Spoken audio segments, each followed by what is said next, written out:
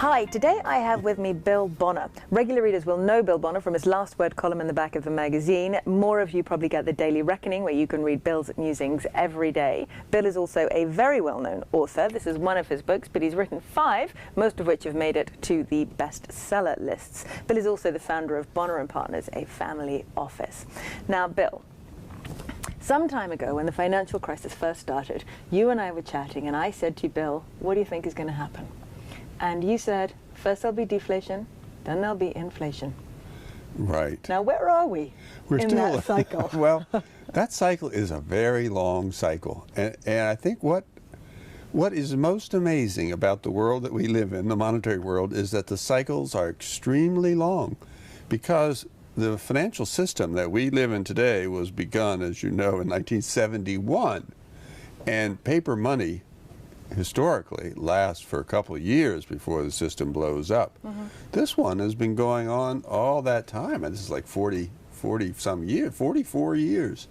No one would have, no hard money buff, no gold fanatic would have anticipated a system that could have lasted so long. So that's the main thing, is that we're in a money system which itself is extremely long-lived and far more durable than we ever thought it was. So what do you think, stop right there and tell me, what do you think has made it so durable? I mean, I agree with you. People who believe in hard money would look at a fiat money system like this and go, well, this can't survive. But it has. Why? Good question. I don't know why. I think it's luck, really, because it started to come apart at the seams in the 1970s. It was 1971. It came in. Nobody understood what was happening, and then the inflation rate started going up, and then the classical economists began to look at it and think, "Oh, this is going to go bad," and then everything seemed to be following the usual pattern. You know, more and more inflation, more and more. And once inflation starts, by the way, at a certain pace, it's very hard to stop, because people anticipate it. Inflation expectations rise, and then people start spending their money faster, and then it goes up even faster. But what happened was that Paul Volcker came in, who was appointed by Jimmy Carter, came into the Fed, and Paul Volcker is not an inflationary guy, and he's not a political guy, and he's not a Keynesian. And he saw that the only way the system could survive would be by killing inflation, and killing it then. And so at that time, inflation rate, the consumer price index in America, was rising at about 13% per year, which is the all-time high. And of course, it was more than that in the UK. Yes, and at that point, Volcker came in, and Volcker said, "Well, this is going to stop, and I'm going to stop it." And he raised the interbank lending rate to 19%, or maybe 21% briefly. But that he got ahead of inflation, in other words. And you know, people hated him back then. There were several calls in Congress for him to be pulled out of there, and everybody pressured. Ronald Reagan then became president, and Reagan was under a lot of pressure to get rid of Volcker. But Reagan had the good sense to back Volcker, and Volcker stuck with it. And gradually, because this is he turned what was the beginning of an inflationary disaster into the top of a credit cycle, so that or interest rate cycle, so that interest rates from 20% could come down, and they came down virtually every year for the next 20 years, and that we're still, now it's 30 some years on, and we're still at the tail end of that cycle of declining interest rates, making money more and more easy. So now we're down to zero, and in many countries below zero for the interest rate. And that cycle has got to the bottom, I believe, or very close to the bottom. But it was that long decline in which inflation was coming at lower rates. There were disinflation that whole time, so in fact money looked better all that time. And now cash, especially dollar cash, is very highly regarded. So you reckon we're at the bottom, or near the bottom, of that interest rate cycle? That's right. Any timings on that? Marin, I wouldn't want to mislead your viewers. No, nobody knows, but how long can you run at negative interest rates? Nobody knows, and that's what we're saying initially, that these cycles are longer than you expect. So if you told me 5 years ago, if you told me that the half the world would be in negative interest rates or something like that, I'd say, well, that'll last for about a week, but it really can last for quite a bit longer. And Japan has shown us how long these cycles can last. I think it was Keynes who said there's a lot of ruin in an economy, and we're finding out how much ruin there is in a rich economy. A poor economy couldn't stand this for very long, but the West is rich. Japan is rich, and that wealth is now gradually being worn down by these kind of financial cycles. Could take a long time. But I'm assuming that your view is that over time these very, very low interest rates, the QE, etc., will shift us from disinflation into inflation. My feeling is that we have not seen the disinflationary crunch yet, that there will be a panic. All inflation leads to disinflation or negative inflation, and all credit bubbles lead to credit bust. So we have this huge credit bubble. There's $200 trillion worth of debt in the world, according to the latest McKinsey numbers, and that the world has never seen anything like that. All of our theory, all of our experience tells us that when you have that much credit, that much debt in a society, that you're going to have one hell of a bust up, that you're going to have defaults, because when you start lending at zero rates or under zero rates, people are taking money and they're doing funny things with it because their signals are all distorted. So they're buying things that don't make sense. They're investing money where it can't possibly pay off. They're borrowing money and then consuming it. So they're not building the kind of capital that you would need to repay debt. So all these bad investments, malinvestments and so on, they've got to go bad in some way, and that happens in a credit crisis when prices go down and there are defaults. So the real financial crisis is not behind us; it's still ahead of us. Yes, we're just getting there, and the question is how long it'll take to get there and what shape it takes. Now, back when this started, the 1970s, any serious economist looking at it would say, well, we're going to print more money and inflation rates gradually going to go up. Well, that didn't happen. And now, even now, most analysts look at it and say, well, sooner or later it's going to go up because the central banks have bought all these bonds. They have this, the money stock. The base money is much, much bigger, and eventually that's got to express itself in consumer prices. But I don't think that's what happens. I think the government, when the central banks buy government debt, perhaps other debt too, it is effectively disappeared. It vanishes. It never does anything. So there's not exactly. Well, maybe this is a good thing. Disappearing. Well, a lot of people think it is a good thing, but it can't be a good thing. You can't. But just because it's dishonest somehow. Just because it's dishonest and impossible. Yeah, you can't really create wealth that way, but you can try. Well, the next credit crisis will be much, much worse because there's much more debt there, and because the tricks that were used to stop the last credit crisis have already been used. Last time when the credit crisis hit in 2008, 2009, they dropped the rates to zero. The rates are already zero. They're below zero in many cases, so they can't do that trick again. Well, we don't know that. No one has ever yet experimented with taking rates properly negative. There's an assumption that the zero bound is as far as it gets, or minus a couple of basis points is as far as it gets. But this is a new environment. It could go a lot lower. It could go much lower than zero. I haven't fully thought that through, and you may be right about it, but there's got to be some lower bound for interest rates. Okay, well, Bill, this all sounds horrible. Well, it's not horrible. It's not horrible. This is just the way things work in nature, and nature does not permit anything to go too far out of whack. It brings things back into whack in ways that are sometimes painful in the short run, but they're better. Everybody's better off as a result. And quite unpredictable.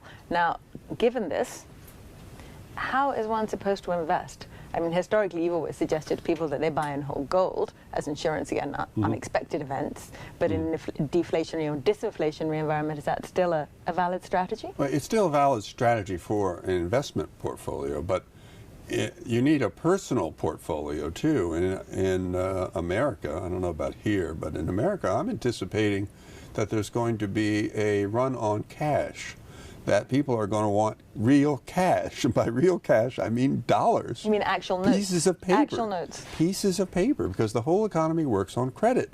In a deflationary credit collapse, the credit stops. You can't. People will want cash because the credit won't be worth anything, because their banks will be going bankrupt. Everybody will doubt that the credit card is any good, and so people won't take credit, and they'll want, you go into a gas station and buy gasoline, and they'll say, well, cash only. And who's got cash? Almost nobody, because the cash has been replaced by credit. Are you telling me that you keep in your house large trunks of cash? I'm not telling you that. And where is that house? I'm not saying that, but I should do that. I mean, everybody should keep a stock of cash for that short period. It'll probably be short. Between the time when the credit crisis hits, people desperately need cash, and then the government will supply the cash that they desperately need and desperately want. But it won't happen overnight. It'll take a while to get that machinery up and running. A little gap in the middle where that gap in the middle will be very painful for people. And it's the place. It's really it's the old Gresham's law. You know that good money drives out. I mean, bad money drives out good money. And so in America, this credit has driven out even the cash. The cash has driven out gold, and then the credit has driven out cash. So now not many people have cash. And you go around to anybody and ask them, look at their wallet, and they've got a few dollars, that's all, because they expect to live on credit. And when that credit crisis hits, when credit disappears, when the machinery of credit, they'll go to the ATM machine, to the cash point, and there will be no cash in that machine because somebody else has taken it out and hoarded it. People hoarding pieces of paper because that's what you do in a credit crisis. Yeah, and with negative interest rates as well, you're more likely to hoard cash, aren't you? Much more likely to hoard cash. So the velocity of money is going to decline to zero. People are going to hoard every bit of cash they can, and the credit cards won't work. Okay, so in our personal portfolios, i.e. our basements, we should hold a lot of cash. You should hold a lot of cash. In our investment portfolios, we're holding a little gold. What else are we going to hold in an environment like this? You hold cheap stocks. I mean, it's really... Where are we going to find these cheap stocks? Well, they're very cheap stocks right now in Russia and in Greece. And I'm looking in those areas myself, of course, and everybody should, because that's where the world doesn't change in that respect. Inexpensive equities go up in price, and expensive equities tend to go down in price. There's been a lot of study of this over many, many years. I don't think that's going to change anytime soon. That's not to say there won't be all kinds of crises and interruptions and problems in the meantime, but generally you're better off over the long run holding a balanced portfolio of stocks, mostly cheap stocks. Sound advice, Bill. Now, you are also a great fan of investing in real estate, right? I'm a great fan of real estate. I like real estate, but real estate's a lot of work. So as a portfolio item, it's hard to tell people to invest in real estate. You know, it depends on where you are. Real estate's very local. It's very particular. And London, I doubt if real estate in London's a good buy. I don't know the rest of England, but in America, for example, there are still very good real estate deals, many fewer now than there were 5 years ago. But there's still deals where you can buy an apartment building and you can get a decent return on your money. And then is there going to be a credit crisis? Yes. Are people going to have a hard time paying their rent? Probably. But those things, they're going to need a place to live, and you'll have the place to live, and you'll get through the financial crisis with your wealth intact. Okay, and anywhere else one might look at real estate? Real Latin estate. America, Greece, perhaps, might be a good place to pick up an island or two. I don't know, but there may be. Those markets are kind of stiff. They don't react very well. That's what's nice about America, because the financial markets, including the real estate market, tend to be very quick moving. And when you have a crash, you have a real crash, and you can go in and buy things. And in Europe, it's been less so. In France, for example, the property should have fallen a lot, but it hasn't. Now, we should talk about bonds briefly before we finish. I'm guessing, from what you said earlier about your view on rates, that you wouldn't be a great investor in the bond markets at the moment in any area. Well, I would not, because I regard it as too risky. I do think they're going to go up. I think they're going to go up because I don't think we've finished with this deflationary trend. And in that final crisis, you know, a person probably will find bond market, as you say, interest rates dropping even more negative. But bonds depend upon people who pay their interest, and in a real credit crisis, then everybody starts to look across the street to see whether the person who owes them money has the money to pay you, and you begin to doubt it, and then the people, the institutions who are supposed to be paying interest fail, their defaults. So there are all kinds of things that are probably going to happen, and I don't think they're worth the risk. So I personally would stay away from the bond market. One last question, and I'm particularly interested in your answer to this one. If you ruled the world, maybe you should, how would you sort out the global financial situation? Well, I mean, if it were possible to sort it out, it would be very simple to sort out. You would let it sort itself out by letting markets function, really. Markets are perfectly capable of, and by the way, only markets are capable of determining a good asset from a bad asset, a good credit from a bad credit. Only markets can do that, and that's why we have markets. They never know, but they always discover what things are worth. We call it price discovery. What's something worth? It's worth whatever you can get in a market situation. And right now we have markets all over the world, you know, which are all distorted by these crazy things that the central banks are doing, lending money at zero. There's no market in the world that can survive. So basically, you'd abolish the central banks. I'd abolish the central banks, and I'd abolish their currency too.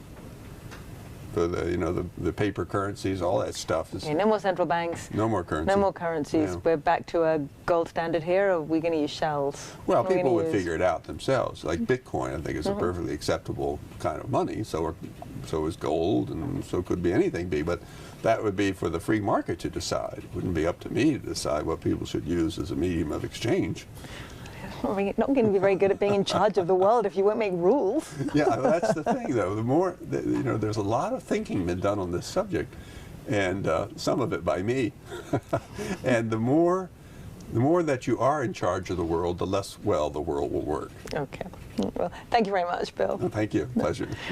If you would like to hear more from Bill, Bill will be speaking at our next Money Week conference, and better still, if you'd like to spend a lot of time with Bill, Bill will be joining us on the Money Week cruise in October, and so will I. So look out for more information on that. It's clear that an annuity, 100% annuitizing, is not the best solution for everyone. On the other hand, if we're going to let people do whatever they want.